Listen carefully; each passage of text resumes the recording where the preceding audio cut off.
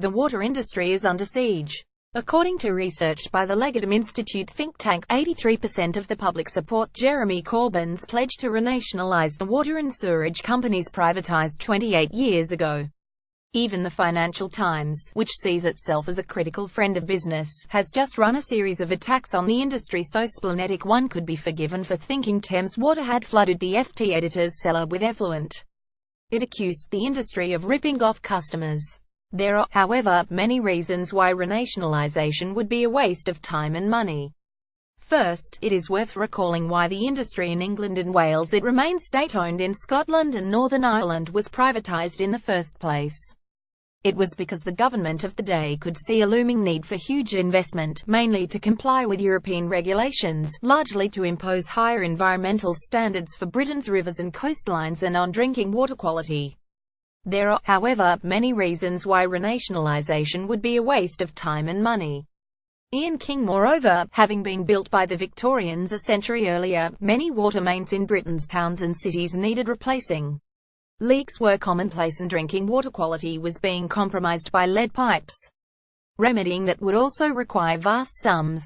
And it was essential to bring in private capital. The government could not carry out this investment on its own because there are always so many different demands on the public purse. Just ask veterans of the old British Rail in its days as a nationalised company. Frequently, government funding for new rolling stock or station refurbishments was promised, only to be taken away whenever, for example, there was an emergency call on that cash from the National Health Service. The same was true of the water industry. The 1970s and 1980s saw the sector regularly deprived of funding under both Labour and Conservative governments due to tight public finances. Standards of drinking water fell sharply in some places. River pollution rose. Vast amounts of water leaked from the old pipelines in Liverpool. For example, half of all water was lost before ever reaching customers. Image Jeremy Corbyn has vowed to renationalise water and sewerage companies. Stories of double-decker buses tumbling into collapsed sewers became a stock favourite of local newspapers. And, most scandalous of all, new infrastructure went unbuilt. The nadir came when, during the drought of 1976, millions of people in Yorkshire, Wales, the Midlands, East Anglia, Devon and Cornwall had their household water supply cut off due to shortages and were forced instead to queue in the street for water from standpipes.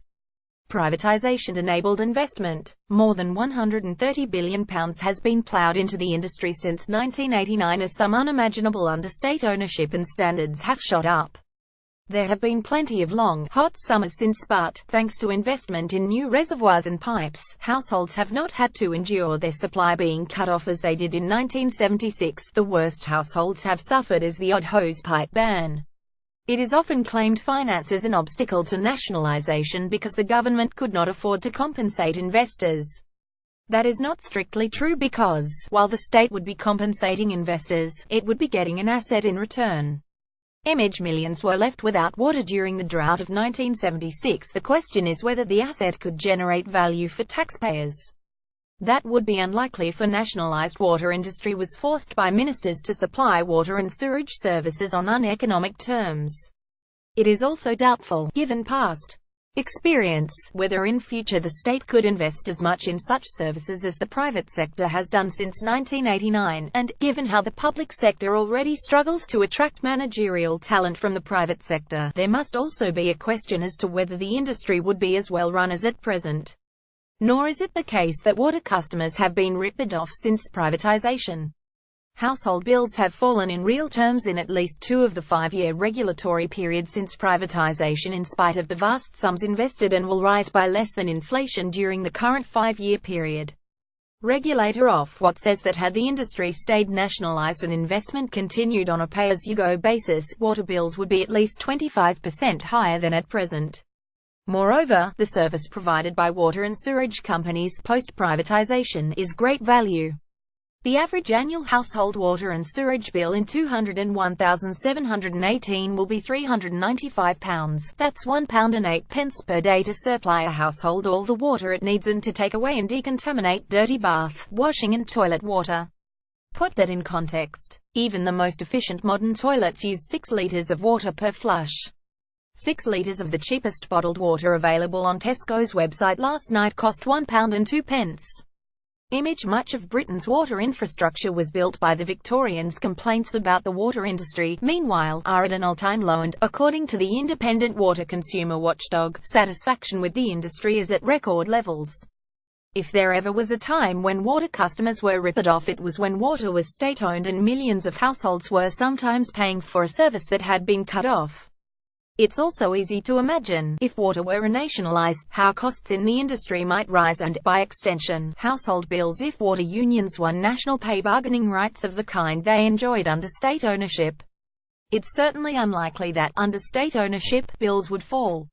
For example, in 1985, several years before privatization, ministers imposed a 10% increase in charges, despite companies like Thames Water arguing they could get by with a rise of just 3%. A cash-strapped government could easily do something similar in future if it needed money elsewhere.